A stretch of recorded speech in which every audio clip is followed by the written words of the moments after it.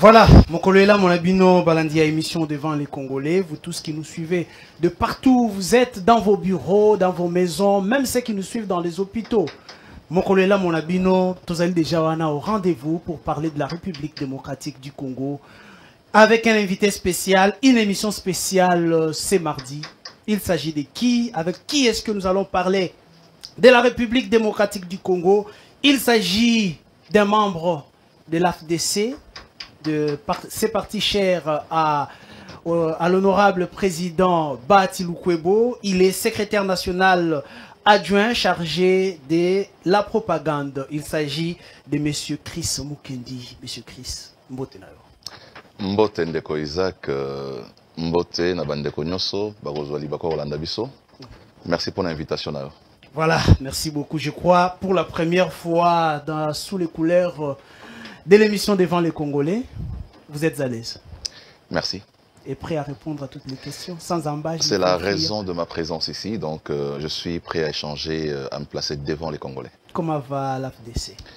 L'AFDC se porte très bien, mais aussi l'AFDCA en tant que regroupement politique. Donc on est engagé dans les processus, étant donné que pour nous, 2022, c'est une année préélectorale. Nous affûtons déjà nos armes pour la conquête du pouvoir en ce qui concerne législatives nationales et provinciales. Et nous espérons que cette fois-ci, les élections iront jusqu'au niveau des locales pour permettre à ce que nous puissions aligner nos amis qui ont toujours ambitionné servir l'État à ces niveaux-là. Donc, en ce qui concerne l'ambition présidentielle, comme vous le savez, nous avons eu à faire notre déclaration pour dire que nous accompagnons le président de la République, Félix-Antoine Tshisekedi, pour son second mandat. Et selon mes enquêtes, vous avez eu à quitter plusieurs partis politiques parce qu'ils étaient attachés au FCC, à Kabila et autres. Qu'est-ce qui fait votre attachement à Bahati Lukwebo et à ces partis FDC? Non, quand vous dites, vous avez à quitter plusieurs partis politiques. Vous savez, parfois, ce sont les leaders politiques qui quittent l'idéologie qui permet à ce que, à un certain moment, nous avons été ensemble. Hein, l'image que, parfois, ceux qui quittent les partis politiques renvoient, c'est comme si c'est une image de la transhumance. Alors qu'il n'en est pas cela. La plupart des fois, ce sont les leaders avec qui nous sommes, qui eux-mêmes trahissent notre idéologie. Vous avez combattu dans l'opposition et puis un matin comme ça, ils se décident d'adhérer au pouvoir. Hein, et c'est ce qui fait que ça crée une certaine démobilisation des partis politiques et fait en sorte que le fait de ne pas partager cette opinion, vous puissiez évoluer ailleurs. Donc je crois que la transhumance n'a jamais été, en tout cas, une option pour moi. Je suis fidèle dans mes engagements politiques. Et là, je travaille avec Modeste Bahati. Et j'espère que ça sera les derniers partis politiques au sein duquel je vais œuvrer. Vous allez œuvrer avec le comportement des politiques congolais? Ce n'est pas parce que Bahati est encore au pouvoir? Non, j'ai dit les derniers dans le sens que si jamais il arrivait que demain je ne serais plus avec Modeste Bahati, je ne serais plus dans un autre parti politique. Ok. Voilà, donc je poursuis ma carrière politique, mais ça ne sera plus dans un parti politique coordonné ou présidé par un autre Congolais. Donc il est possible que ça soit mon propre parti politique. Très bien. De quoi est-ce que nous allons parler? Nous allons parler de la République démocratique du Congo. Avant l'Union sacrée et pendant l'Union sacrée, le changement est là ou pas? Nous allons en parler. Et s'il y a changement, qu'est-ce qui a changé? Monsieur Chris Mukendi, vous avez la parole. D'une manière générale, avant l'Union sacrée, pendant l'Union sacrée, qu'est-ce qui a changé? À vous la parole. Avant l'Union sacrée, il faut dire qu'on a constaté une certaine stagnation de l'État. L'État était comme ligoté. Parce que, vous savez, la coalition FCCK, c'était une coalition qui, normalement, devrait aider la République à avancer. Mais malheureusement, nous avons observé que cette coalition, qui a été considérée par beaucoup de Congolais comme une alliance contre nature, n'a pas aidé les pays à évoluer dans le sens du développement, dans le sens d'une certaine émergence, hein, sur le plan social, mais aussi sur d'autres plans. La différence aujourd'hui avec l'Union sacrée, c'est que les Congolais qui ont répondu à l'appel du chef de l'État ont tous, d'un commun accord, accepté de faire taire leurs divergences au profit de la République démocratique du Congo qui doit en principe gagner et son peuple aussi. Donc moi je considère que puisque l'Union sacrée a déjà une année d'existence, depuis sa création par le chef de l'État ou une année du gouvernement Sama Lukonde, il faut noter que beaucoup d'efforts ont été entrepris par les gouvernements. Sur quel plan, par exemple? Sur tous les plans. Il y a des efforts qui ont été consentis sur le plan de la sécurité. Il y a des efforts sur les plans de la diplomatie. Il y a des efforts sur le plan économique, sur les plans même social. Hein. C'est vrai qu'on n'a pas encore atteint les niveaux que nous souhaitons pour notre République, mais il faut dire qu'il y a un pas qui est fait, même au niveau social. Tout récemment, avec l'amélioration ou la majoration des salaires des fonctionnaires. J'entends les gens dire que non, mais une majoration de 40 000, de 30%, qu'est-ce que ça représente? Il faut rappeler ici que en République démocratique du Congo, nous avons plus de 1 500 000 fonctionnaires. Okay. Donc lorsque les gens disent que vous n'avez ajouté que 20 000 francs, 30 000 francs, 50 000 francs congolais, il faut les multiplier par le nombre de tous les fonctionnaires qui sont sur toute l'étendue du territoire national. Donc je crois que ce n'est pas ça une finalité non plus. Nous sommes en train d'aller vers l'amélioration, d'aller vers le bien-être social. Hein. Il faut dire ici que c'est 30% qui commence au mois d'avril, mais c'est progressif. Au mois de juillet, comme le ministre de la fonction publique a eu à l'annoncer, on va atteindre 45%. Et espérons, avec la mobilisation des recettes qui continue à s'accroître avec les concours de l'IGF, nous pensons que le budget qui viendra prochainement sera un budget qui permettra à ce que nous puissions encore améliorer davantage les conditions de vie des fonctionnaires pour que la redistribution équitable des richesses ne soit pas que un vœu exprimé à travers notre constitution, mais que ça soit vraiment traduit en réalité, que chaque Congolais là où il est, qui va au travail chaque matin, se sente à l'aise et se retrouve pris en compte par la République démocratique du Congo. Et avant que nous puissions brosser l'actualité, les sujets d'actualité, commençons seulement par la sécurité parce que vous en avez parlé. Aujourd'hui, il y a, on peut me parler du dialogue entre l'État congolais et les groupes armés. Est-ce que cela exprime la force ou la faiblesse de l'État congolais sous votre pouvoir? Non, le dialogue ne veut pas dire une faiblesse de l'État, non, pas du tout. Quand nous parlons de dialogue, ça veut dire c'est la diplomatie. C'est la diplomatie. Vous savez, en termes de la gestion de l'État, on a toujours favorisé la diplomatie au détriment de l'option militaire en ce genre de période. Mais il faut dire que le président de la République ou les gouvernements de la République ont levé l'option pour les deux approches. L'approche diplomatique, mais aussi l'approche militaire. Parce que l'approche militaire nous permet d'éradiquer ou de montrer la puissance de nos FARDC sur ces assaillants qui viennent pour troubler la paix et la quiétude du peuple congolais dans la partie est de la République. Donc moi je considère que les dialogues, il faut dialoguer, mais que ces dialogues n'aboutissent pas à des résolutions qui permettent à ceux qui ont tué nos frères et nos sœurs de pouvoir rejoindre l'armée de la République. Vous savez, aujourd'hui, si nous avons une armée faible, hein, c'est relatif, si nous avons une armée infiltrée, c'est à cause de ces gens de conciliabules qui ont permis à ce que nous puissions intégrer à travers des mécanismes comme le brassage, comme le mixage, intégrer dans notre armée des nationalités autre que la nationalité congolaise. Nous avons aujourd'hui une des armées au monde qui intègre en son sein des Rwandais, des Burundais, des Ougandais, des Angolais. Hein, et ce qui fait, comme j'ai dit tout à l'heure, cette faiblesse hein, ou cette fragilisation aussi de notre armée. Donc moi je suis pour les dialogues, mais l'aboutissement de ces dialogues doit être, en tout cas, non pas la prise en compte dans les rangs de nos armées de ces criminels, parce qu'il faut vraiment les appeler comme tels. Ce sont des criminels derrière qui se trouvent des États aussi étrangers. Hein, je crois qu'il y a l'implication des États étrangers derrière le M23, derrière toute l'insécurité qui se passe dans la partie est de la République, et le gouvernement de la République, je crois, à travers les dialogues, mais aussi à travers l'option militaire, est résolu à pouvoir amener la paix dans la partie est de la République. Est-ce que l'option qui pourrait peut-être amener la paix ne serait pas de renforcer nos groupes, le FARDC? Vous avez suivi comment est-ce que le M23 vous a envoyé un message qu'il ne vous respecte pas. Pendant le cessez-le-feu, il vous attaque. Non mais justement, le cessez-le-feu a été demandé par qui?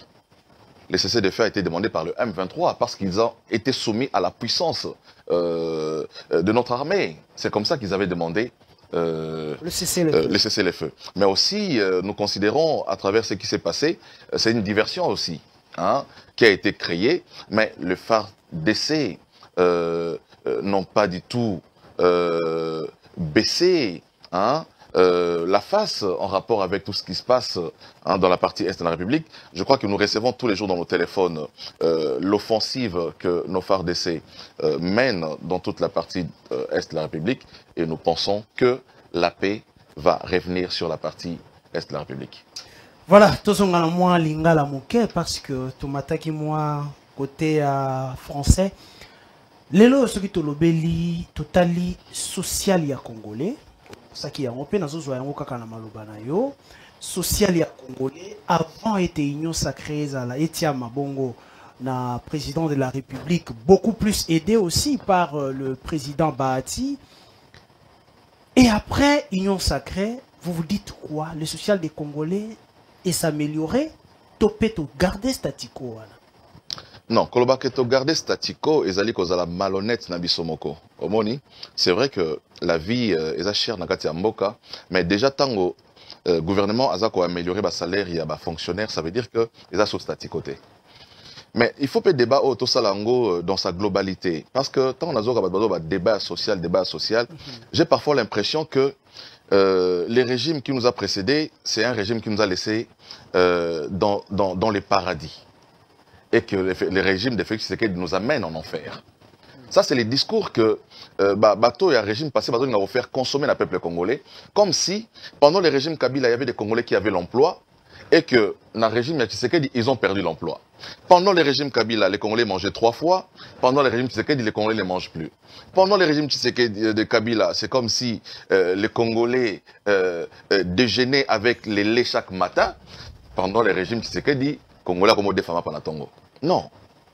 Il ne faut pas mentir au peuple congolais. Et ça, c'est un discours que nos amis veulent faire consommer à la population. Malheureusement, ils appellent discours économique très consommé pour laisser croire que Tshisekedi ne fait rien. Mais on ne dit pas que pendant Kabila, les services nationaux, les ont sont moussalate. Et que pendant Félix Tshisekedi, service national est comment produire Massango. Pendant le régime Kabila, l'argent était sorti pour Nabukanga Lonzo. Bon, ils ont volatilisé le projet, ils ont débâcle, Bukanga Lonzo ils ont les sous-soutés. Mais de notre côté, pendant Tshisekedi, il y a les Kuluna qui étaient sauvagement assassinés ici à Kinshasa, qui ont été transformés en bâtisseurs de la République. Aujourd'hui, c'est Kuluna, Bazar Osala Bisoba Masangu, Bazar Osala na service national, Bazar Osala Ban au servir na gratuité enseignement, Bazar Osala divers métiers. Donc, il ne faut pas peindre un tableau sombre du régime de l'Union sacrée, alors que nous savons d'où nous venons et où nous sommes en train d'aller. Donc, il faut que les Congolais, ou même les politiques qui passent dans les plateaux de télévision, au-delà du populisme que nous voulons vendre au peuple congolais, n'aient pas oublié d'où nous venons. Nous venons d'un régime où, pour aller à Lubumbashi, il fallait payer $350 des billets d'avion. Mais aujourd'hui, pour aller à Lubumbashi, tu débourses 198 $, tu as Lubumbashi. Sans avion de l'État. Sans avion de l'État, ça, il faut souligner. Non, mais les avions, nous utilisons les avions qui ont été laissés, mais les présidents ou les gouvernements vont ajouter d'autres avions. Hein. Quand on parle des avions, c'est aussi un héritage. Il faut rappeler aussi que c'est un héritage dès 18 ans. Quand nous parlons de Kabila, parlons toujours en termes d'héritage dès 18 ans. Et quand nous parlons de Félix, il faut parler en termes de 3 ans. Donc, s'il faut faire un parallélisme entre 18 ans et 3 ans, elle aura 18 ans, on a 3 ans. Mokolo a 18 ans, on a 3 ans. Ozo rappelle sonité, ozo menacé pe mona a 3 ans. Ozo mona. Donc ça veut dire que il y a inadéquation même dans l'approche comparative. Il y a inadéquation. On ne peut pas comparer, mais il faut dire aussi même dans les 3 ans là, la Kabylie a encore grignoté 2 ans. Il faut le dire encore ici. Quand nous parlons de 3 ans de Félix Tshisekedi, pendant les 3 ans, il y a 2 années Oyo Ezaki d'abord prise encore par la Kabylie à travers le gouvernement besoin qui 65%. Est-ce que c'est le bilan que vous allez présenter à la population? Non. En disant à la population qu'on nous avait grignoté 2 ans comme ça. Vous savez, dans la vie, il faut être honnête avec soi-même. Moi, je ne fais pas la politique démagogique. Hein? Je fais une politique fondée sur l'honnêteté, sur la vérité et sur la moralité. C'est ça la moralité aussi. Et c'est ça la vérité. Il faut dire au peuple congolais la vérité. Donc, moi, je ne suis pas contre. Moi, on va assumer notre bilan. Nous assumerons notre bilan. Dans notre bilan, nous allons dire ce que nous avons eu à faire. Donc, les Congolais ne sont pas au-delà. Il y a discours politicien. Les Congolais qui sont les premiers bénéficiaires de l'action de Tshisekedi vont témoigner. Ceux qui habitent Terre Jaune là aujourd'hui, j'ai vu des gens courir sur la terre pour dire que c'était la première fois une route asphaltée côté à la quartier. Nous avons vu à Zongo pendant 51 ans. Courant, c'est là jamais aux Zongo. Pendant 51 ans, depuis que la ville a été créée. Et pendant Tshisekedi, il y a l'électricité là-bas. Donc, il y a beaucoup de choses qui sont faites. C'est pas une émission bilan, mais je crois qu'on pourra toujours faire une émission très bien élaborée. Pour notre bilan, c'est juste pour dire que depuis que l'Union sacrée a mis en place, le Congolais se retrouve tant soit peu. Je ne dis pas qu'on a atteint le sommet. Je ne dis pas que c'est les paradis. Il y a encore des Congolais qui aujourd'hui continuent à Romelati, à Defima Palatongo. Ça continue encore aujourd'hui. Mais j'ai dit que c'est un héritage. Nous sommes en train d'y travailler, notamment en améliorant d'abord le pouvoir d'achat des fonctionnaires de l'État. Je sais que ça mouké. Nous sommes, moi je suis personnellement engagé pour, dans les combats, il y a redistribution équitable des ressources de notre pays.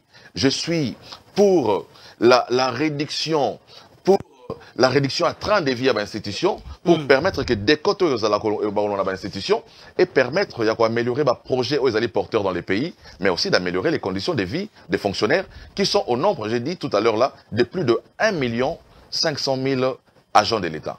Donc quand on voit 40 000 seulement, il faut voir les 40 000, c'est que ça coûte au budget de l'État, tant on voit, ils auront 40 000. Donc voilà un peu, et je crois que on ne gère pas l'État comme on gère sa poche. L'État on les gère dans la programmation, mais aussi Bassalarango en rapport avec les recettes que vous réalisez. Voilà pourquoi nous avons mis à contribution l'IGF qui a mis fin à la prédation de nos finances publiques, qui a mis fin à la plupart, il y a un détournement dans le Mboka. Et aujourd'hui, vous avez vu même pendant... Vous citez l'IGF qui met les gens devant la barre, à la justice, sans pour autant qu'ils remettent l'argent. Ils sortent de prison sous votre pouvoir et vous voulez vanter l'IGF, monsieur Chris. Il faut faire la différence entre l'IGF et la justice. Okay. C'est ça l'amalgame que la plupart des Congolais commettent. L'IGF n'est pas une justice. Mais la justice piétine le travail de l'IGF. Mais justement, voilà, dans le cas de séparation des pouvoirs, donc il faut faire la part de chacun. Même le président de la République l'a reconnu le 13 décembre devant le Congrès. Il a applaudi le travail de l'IGF tout en fustigeant la mollesse de notre justice. Il a dit que notre justice ne prenait pas les relais. Il a fustigé et il a demandé que la réforme est envisagée sur les plans des animateurs et la justice, mais aussi sur les plans structurels de notre justice. Donc j'ai dit, le travail que l'IGF fait, c'est un travail qui doit être acclamé par tous, mais il faut que la justice paie et l'ANDA. Voilà. Très bien. Voilà, nous allons parler maintenant de l'actualité. C'est centré sur les réformes de la loi électorale au Parlement. Est-ce qu'aujourd'hui on peut dire que vous reprenez ce que Kabila avait fait hier? Vous ne voulez pas écouter les autres? L'opposition, vous ne voulez pas écouter la minorité? Il faut faire une différence entre une minorité et des caprices politiciens. Il faut faire cette différence-là. Parce que j'ai l'impression que dans notre pays, nous sommes entrés dans un cycle infernal où les Congolais, les politiciens sont très mal habitués. Ils sont habitués à créer des crises artificielles pour demander ensuite des dialogues. La vérité, c'est qu'il n'y a pas de crise politique en République du Congo. Les dialogues de Kabila de 2016, décembre 2016, et les dialogues de 2017 avaient son sens dans la mesure où nous étions en face d'un régime finissant qui n'était pas prêt à organiser les élections. Donc, il était question pour Kabila de pouvoir convoquer un dialogue pour trouver des mécanismes afin d'assurer un atterrissage en douceur de son régime. Voilà pourquoi les dialogues ont été convoqués. Nous avons été dans la rue à l'époque, on était dans l'opposition, moi personnellement, pour dire non à la révision de la Constitution, pour dire non au glissement, pour dire non à un troisième mandat de Kabila. C'était fondé à l'époque. Mais malheureusement, les politiciens au Congo aujourd'hui, comme ici en lokola, mode de fonctionnement à l'État, dialogue à tout moment, pour permettre à ceux qui sont les bandas, il y a institutions, quota afin de se faire une santé financière. On doit apprendre dans ces pays la culture démocratique. C'est quoi la culture démocratique? La culture démocratique, c'est cette culture où, après les élections, se dégagent deux blocs. Le bloc de ceux qui sont au pouvoir, qui acceptent d'être avec le président de la République, et le bloc de ceux qui s'opposent à son projet de société et qui se constituent en une alternative, finalement. Et ça doit se passer comme ça pendant 5 ans. On doit avoir des institutions stables, des régimes stables, fondés sur ces principes-là. Mais attendez, Monsieur Chris, malheureusement, on ne vous demande pas un dialogue qui va aboutir au partage des postes. On vous demande un dialogue pour les élections apaisées. Est-ce que, Monsieur Isaac, vous pouvez me rappeler un seul dialogue qui a été organisé dans ces pays qui n'a pas abouti au partage du pouvoir, qui n'a pas abouti à un prolongement du régime, qui n'a pas abouti à un partage des responsabilités au niveau des entreprises publiques? Vous en avez connu dans ces pays un dialogue? Un seul. Citez-moi un seul. Donc, nous connaissons les schémas. Aujourd'hui, tout le monde va dire, nous allons là-bas, mais non pas pour partager les pouvoirs. Ça, c'est les discours politiciens. Mais quand ils arrivent là, ils font autre chose. Mais malheureusement, ce qui va se passer, c'est quoi? C'est que ça va nous renvoyer loin de la perspective électorale dont les Congolais avaient souscrit en rapport avec l'article 211 de la Constitution qui veut que la régularité du cycle électoral soit assurée dans les pays. Chaque 5 ans, déjà nous avons, en organisant les élections en 2018, violé la Constitution en accordant au régime Kabila 2 ans de glissement en violation de la Constitution. Donc, on ne peut pas s'inscrire dans un schéma comme ça. Tokendra na cycle moko infernal, il y a ma violation de la Constitution à tout moment, à tout moment. Nous avons dit, il y a un cadre qui est prescrit dans la Constitution pour des réformes. C'est l'Assemblée nationale. Où siègent les députés de la MOUCA, où siègent les députés du FCC, où siègent les députés de l'Union sacrée. Il n'y a pas meilleur cadre que ça.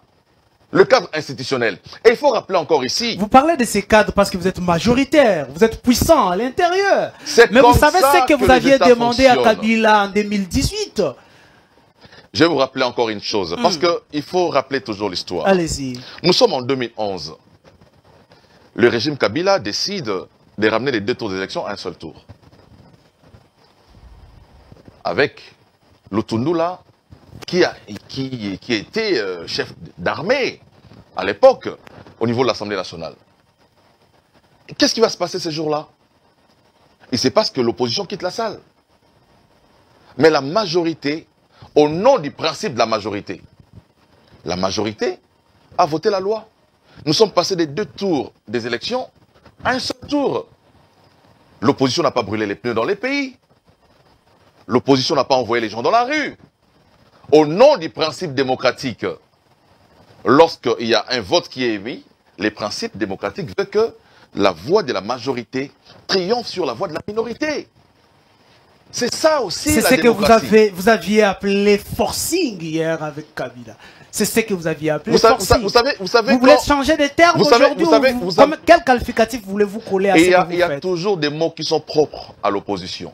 L'opposition, quand elle n'est pas à mesure de faire prévaloir sa position, elle a des expressions à elle. Forcing, dictature, violation. Un fait que je voudrais aussi rappeler ici en rapport avec les préalables qui a conduit à la proposition de loi formulée par nos amis de G7, c'est qu'en 2020, la délégation de G7 qui était composée de M. Lokondo, paix à son âme, Délice Sanga, Lutundula, Patrick Mouyaya, Jacques Njoli et tant d'autres. Le G13. Le G13, composé essentiellement par les parlementaires. Cette délégation a fait la ronde de toutes les plateformes politiques dans les pays. J'ai vu que nos amis du FCC, malheureusement, n'ont pas voulu les recevoir, mais cette délégation a été reçue par nos amis de la Mouka, cette délégation a été reçue par l'AFDCA que nous sommes, et cette délégation a été reçue par le CACH et tous les autres acteurs politiques.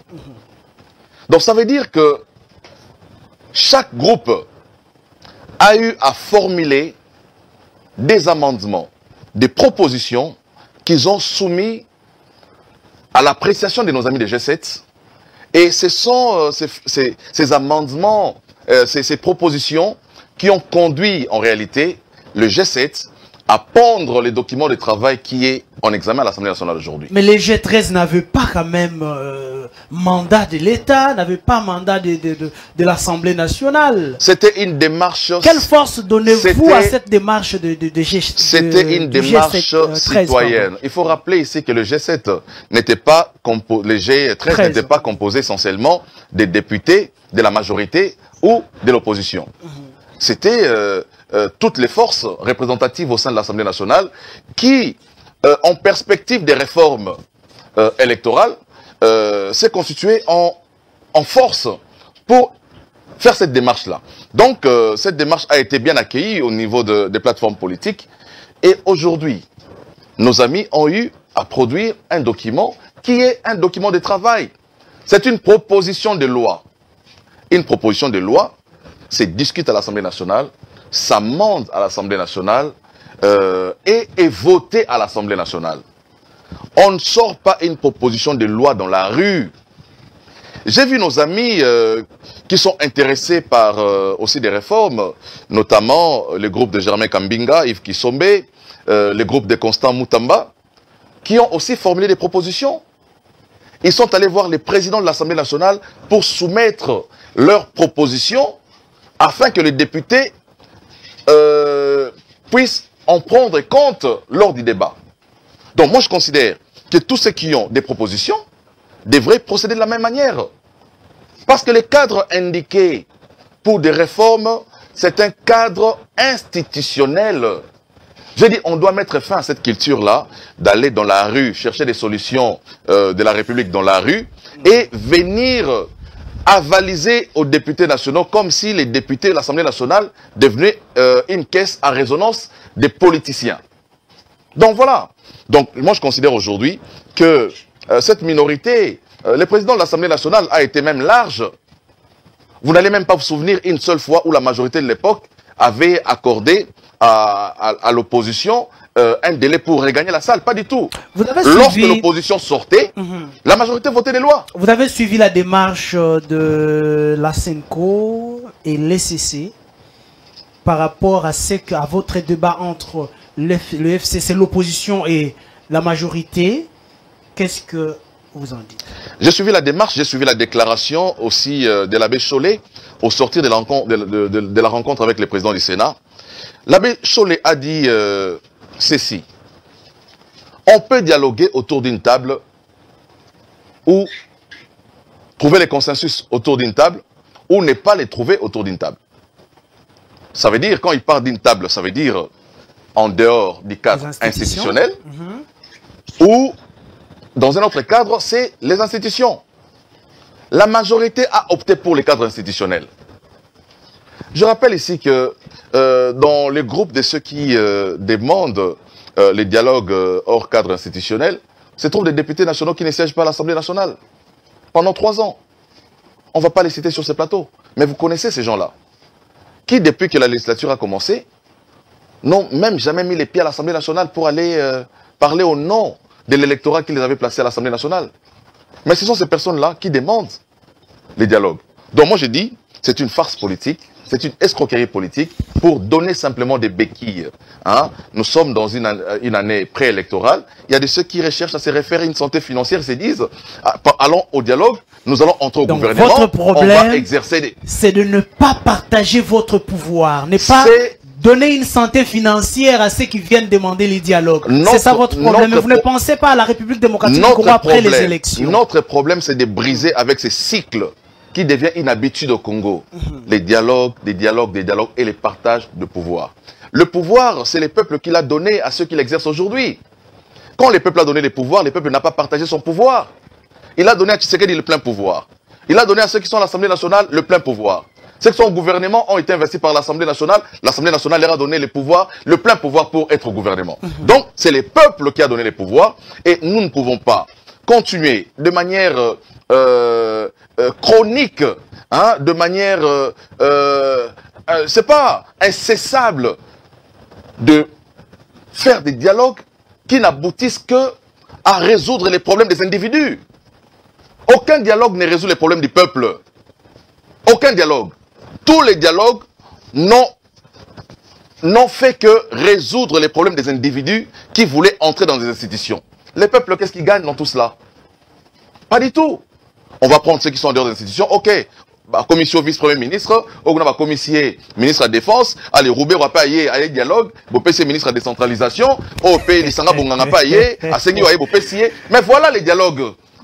Ça se résume à ça au Congo, les dialogues, ça se résume à ça. Donc, je pense que les peuples ne trouvent pas sa part dans ces dialogues-là. Nous disons, il faut laisser respirer la démocratie dans le pays. Ceux qui ont opté pour faire l'opposition, qu'ils patientent jusqu'en 2023. Ceux qui sont au pouvoir, qu'ils dirigent, qui nous amènent vers les élections. Et il reviendra au peuple congolais de se déterminer par rapport à son destin. Pour dire, Tshisekedi, tu as très bien travaillé, nous t'accordons un second mandat. Ou Tshisekedi, tu n'as pas bien travaillé, nous te remplaçons par un autre Congolais. Très bien, nous allons continuer maintenant avec toutes ces réformes, toutes ces propositions qui figurent dans ces documents que j'ai devant moi ici. J'ai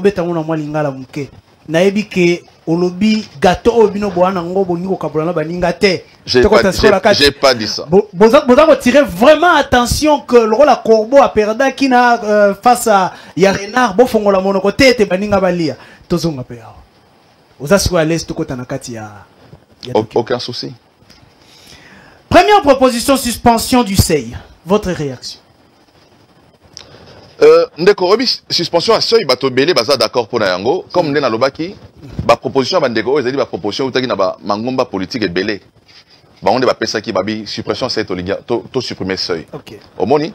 Donc moi je crois que tozali pour la suppression à seuil seuil est remplacé par recevabilité à ma liste à hauteur, il y a 60%, il y a ma poste à couvrir l'Assemblée nationale, ça veut dire que ma liste va parti politique, dans ma regroupement politique, il faut atteindre nombre de 300 candidats députés pour que ma liste soit acceptée dans la CENI.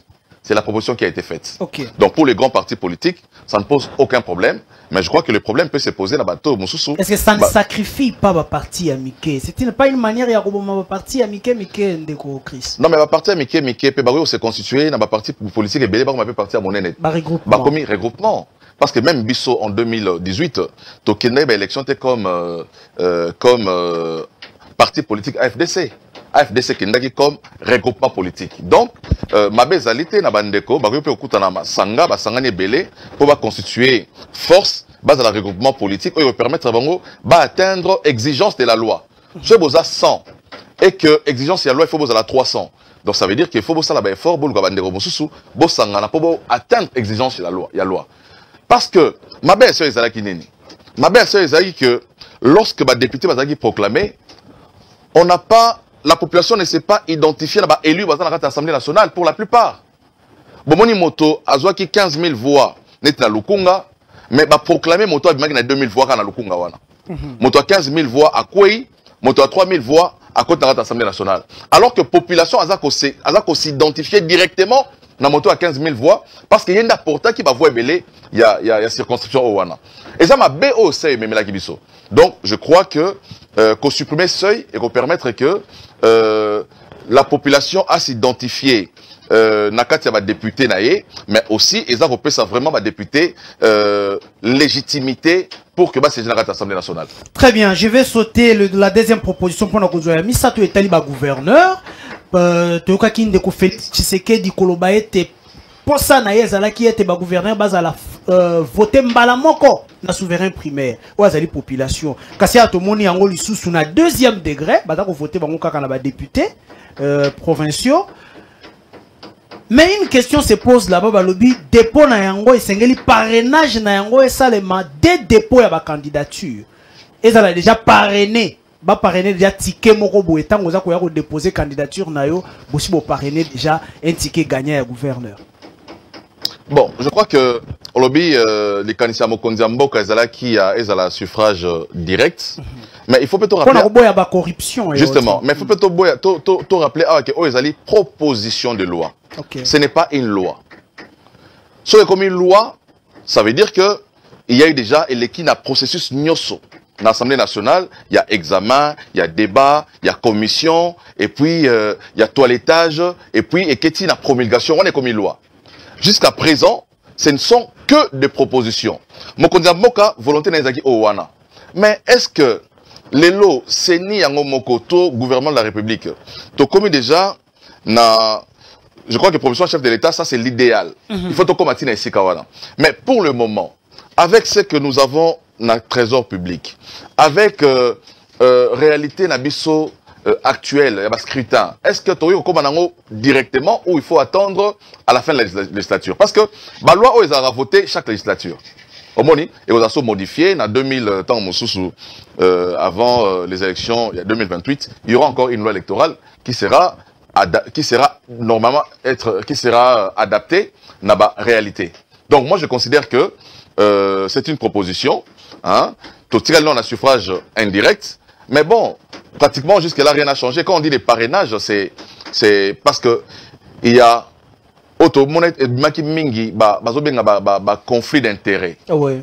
Nakati ya ba candidature. Motaza nakati ya parti politique moko a se détaché de la parti politique a qui postuler moko. Biso dobi ke mo kenda dans la parti politique na AFDC. Mais na yé comme candidat indépendant.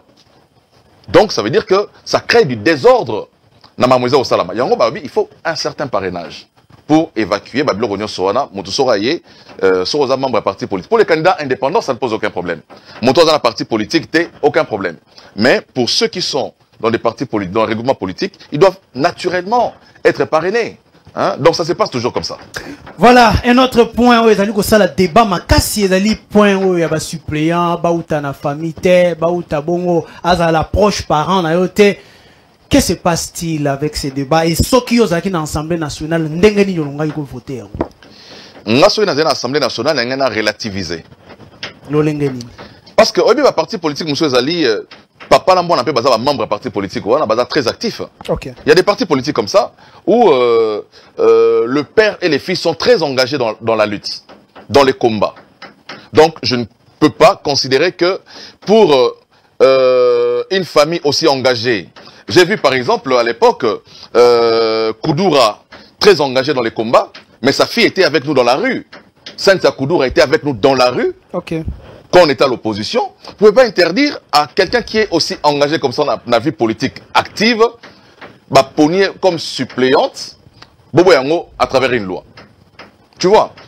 Bon, Ils ont question il y a moralité, ils ont question il y a éthique. Mais je rappelle ici qu'à l'époque, tant que ils ont interdité. Ils ont interdité. Mais il faut maintenant, si comment concilier Babylone avec la lutte politique. Il y a des gens qui sont très engagés politiquement dans la lutte politique, dans la parti politique, il y a des parents là bango. Hein? Vous n'allez pas interdire à ceux-là, il y a encore maintenant sur la suppléant à parents là bango. Hein? Je crois que ça a été décrié partout, mais il faut évaluer. Il faut, comme j'ai dit, il faut relativiser. Hein? Mais il y a aussi ce qui se passe, c'est que il y a bah, responsable de la partie politique, Moussoussou, bah, financera à 100% la partie politique d'abord. Il y a des gens qui, pour aller aux élections, ils ont dit hypothéquer leur maison. Je te donne un exemple. Je te donne un exemple. Je suis candidat député national. Ok. J'ai besoin d'argent pour ma campagne. J'ai ma maison à moi. Je vais auprès d'une banque. Je sollicite un crédit. Bah, parce qu'un crédit, 100 000 $ ou 70 000 $. Je prends tout l'argent, je mets dans la campagne. Et dans l'autre temps, chaque mois, je paye, je rembourse à la banque. Zamba Sali grâce n'a l'équipe n'a député national. Mais le suppléant au Yangaï, tant au bout de 2 ans, on a Koufi. Suppléant Yangaï, na Koufi, mais tant on a Koufi, mes enfants continuent à payer la dette parce que j'avais emprunté de l'argent. Ma femme va voir le suppléant pour lui dire, mais en tout cas, Ndekonayo, avant Koufa, si Misaki Lopang, on a biso, tala mikanda ti le dans la banque. Faut récupérer mikanda, mais faut récupérer mikanda, faut foutre un bon, voilà, chaque mois, faut foutre $1000, $1000. Si les suppléants ont des bons cœurs, il le fera. Chaque mois, donc c'est la famille attend $1000, parce que les sièges, c'était les sièges à leur père. On n'a pas voté les suppléants. On a voté M. Mukendi. On n'a pas voté les suppléants. Okay. Donc, la famille se retrouve dans la rue. La banque récupère la maison à Tekiango. Alors que c'était un bien commun qu'ils avaient investi pour l'attendre au siège au Wana. Donc c'est un fait de société qu'on peut d'où la nécessité voilà pourquoi financer les candidats par le parti politique. Mais justement, les partis politiques ne financent pas les candidats. À la limite, les partis politiques, ils ont fait caution à les candidats. À la limite. Mais il n'y a pas de partis politiques parce que une élection, une campagne électorale, la dimension de Lukunga, avec pas moins de $20 000. Pas moins de $30 000. Lukunga, c'est 7 communes. Donc, si tu fais une campagne électorale sérieuse, mon reboom, c'est la campagne, et vous attendez soit $50 000, même au-delà. Donc, maintenant, il revient. Et comme il y a volonté, ce qu'il y a moto. Voilà pourquoi, mes parents, on attend, les candidats députés, moi si nae, attirer suppléante nae. Moi nae, attirer suppléant nae. Parce qu'il s'est dit, même quand moi je ne suis pas là, la famille peut assurer tant mon sous et logo auto salaki wana. Donc nous sommes dans un problème et ça fait mon sociétal très important. Il faut que à l'Assemblée nationale ceux qui ont sociologue bazakuna, psychologue bazakuna, réfléchir malin autour de la question. C'est comme ça que moi je dis si l'enfant est engagé politiquement parce qu'il faut relativiser. Il faut pas aussi copier mais là bateau baza engagé dans la lutte politique na pemé na ba parents na bango possibilité aux candidats suppléants. Donc c'est comme ça que je dis, il faut relativiser. C'est une question délicate. Hein? Seulement, comme ce n'était pas prévu Nambala Liboso, les politiciens en ont abusé. En ont abusé. Moi je crois que on peut garder cette suppléance-là. C'est qu'il faut interdire Ezali qu'aux candidats à tous les niveaux. Parce que moi je candidat président de la République. Il y a un candidat sénateur, il y a un candidat député national, il y a un candidat député provincial. Maintenant, qu'est-ce qui s'est passé? Un candidat député national, a la députation nationale, suppléant à Moana à Tikali. A la sénatorial, a la sénatorial, suppléant à Moissinae à Tikali. A Bundé Tumbakoti gouvernement. Omoni? Mais ce qu'il faut interdire maintenant, c'est quoi? Moi, je suis pour qu'on peut garder la suppléance. Motola Motoa, suppléant au Yalingi. Mais Azala candidat à tous les niveaux.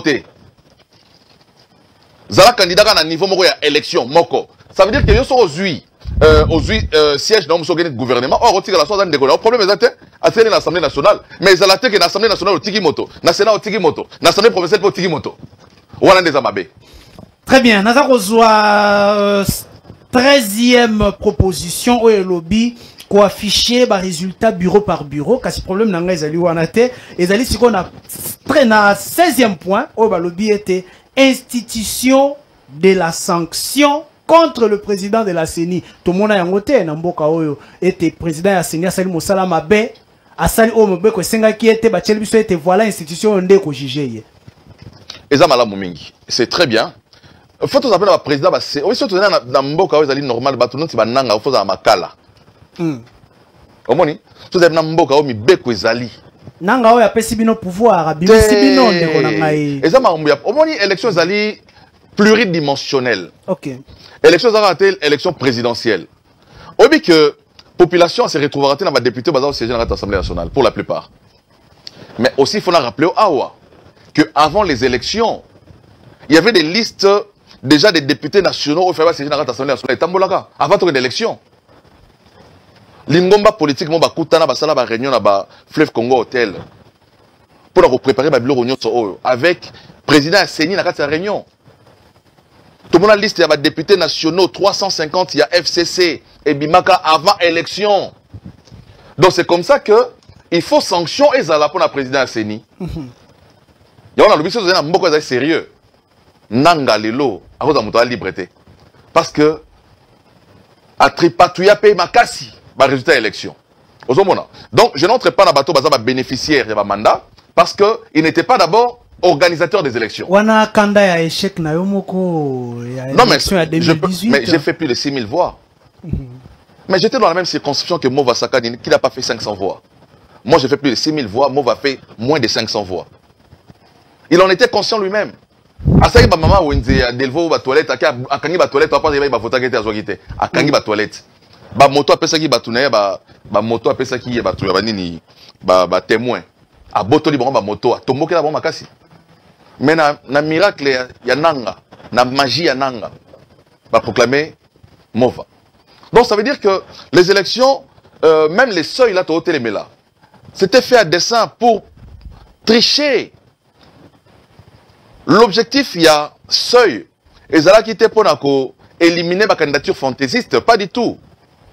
Seuil est un mécanisme efficace, il y a tricherie. Seuil. Donc, bon, aujourd'hui 15 000 voix, mais partis politiques n'avaient pas atteindre ce seuil.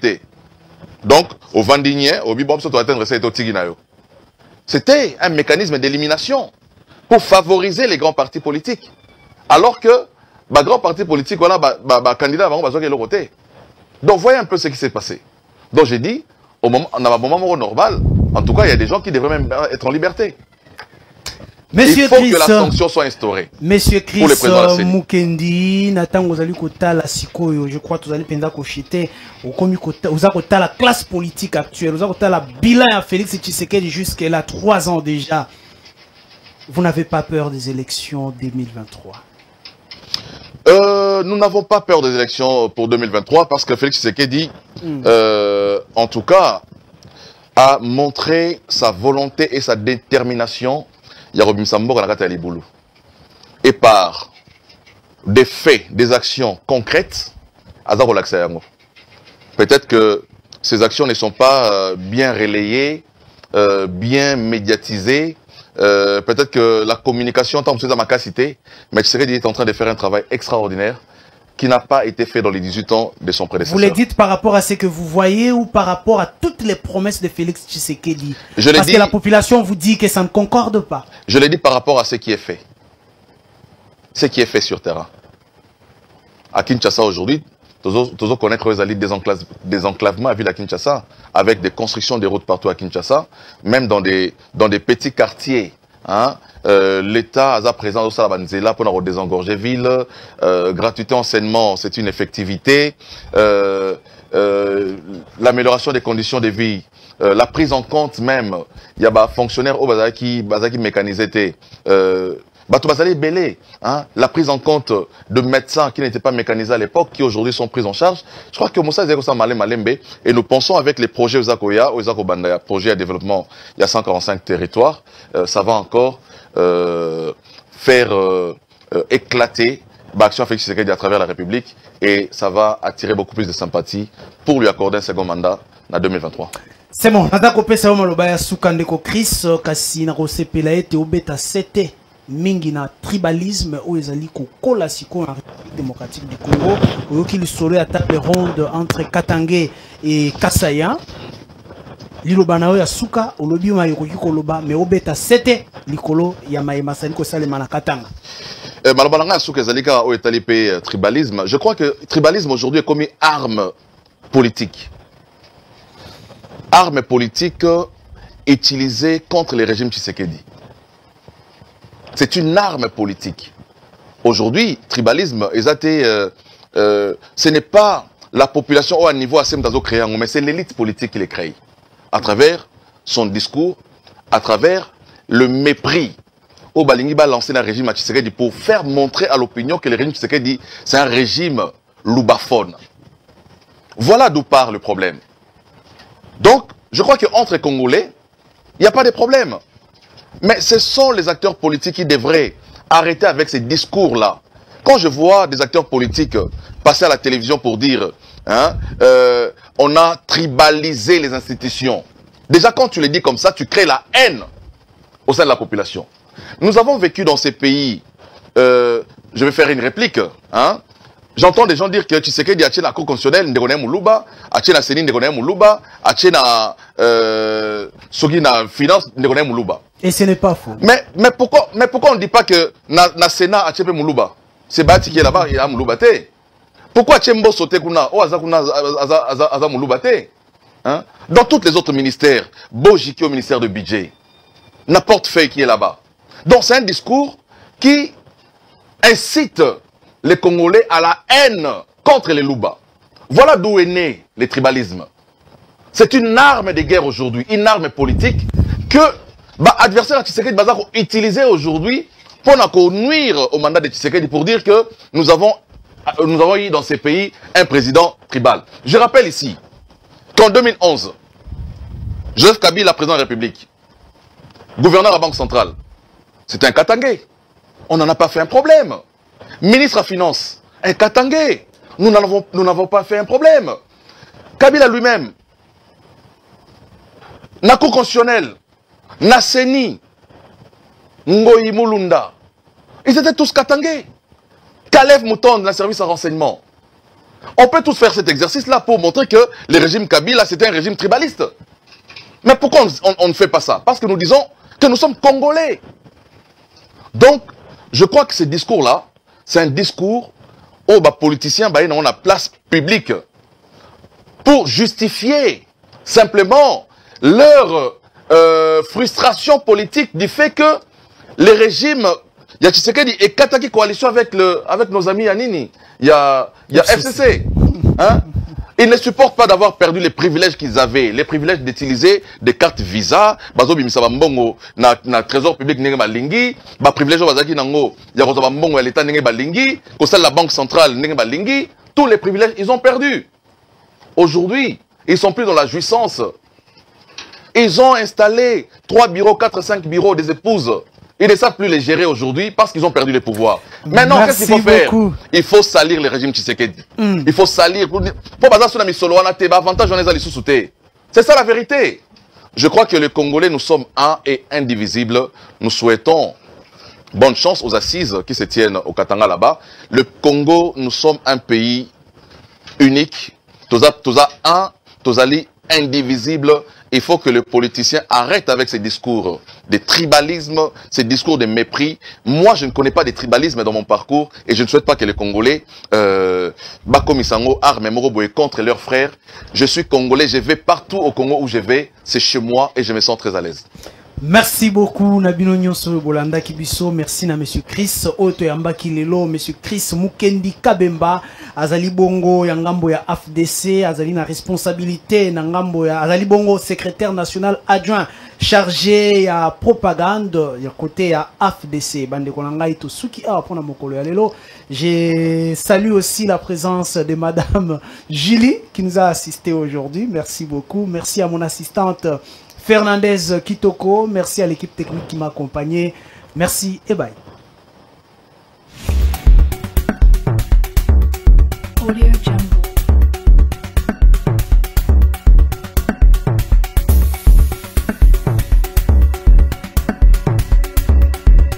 Audio Jungle. Audio Jungle.